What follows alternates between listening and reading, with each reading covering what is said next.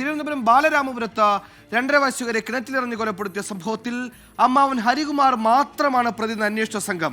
Custody കാലാവധി കഴിഞ്ഞതിനെ തുടർന്ന് ഹരികുമാറിനെ വീണ്ടും റിമാൻഡ് ചെയ്തു. സഹോദരിയോട് തോന്നിയ വൈരാഗ്യമാണ് കൊലയ്ക്ക് കാരണമെന്നാണ് പോലീസ് പറയുന്നത്.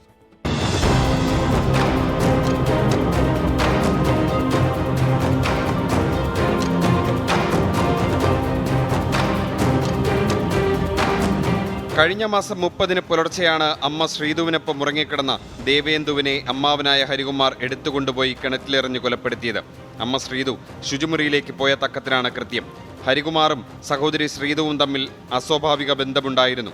29-ന് രാത്രി ശ്രീധുവിനോട് തന്റെ മുറിയിലേക്ക് വരാൻ ഹരികുമാർ വാട്സപ്പിൽ ആവശ്യപ്പെട്ടു. ശ്രീധു മുറിയിലെത്തിയെങ്കിലും ദേവേന്ദു കരഞ്ഞതിനാൽ തിരികെ പോയി. തുടർന്നാണ് അടുത്ത ദിവസം പുലർച്ചെ കുഞ്ഞിനെ കിണറ്റിലെറിഞ്ഞത്. ഹരികുമാറിന്റെ കസ്റ്റഡി കാലാവധി ഇന്നലെ അവസാനിച്ചതിനാൽ നെയ്യാറ്റിൻകര കോടതിയിൽ ഹാജരാക്കി റിമാൻഡ് ചെയ്തു. ദേവസ്വം ബോർഡിൽ നിയമനം നൽകാമെന്ന് പറഞ്ഞ് പണം തട്ടിയ കേസിൽ ജയിലിലാണ് ശ്രീധു. കുഞ്ഞിനെ കൊലപ്പെടുത്തിയ കേസിൽ ശ്രീധുവിന് പങ്കുള്ളതായി പോലീസിനെ കണ്ടെത്താനായിട്ടില്ല. 24 തിരുവനന്തപുരം.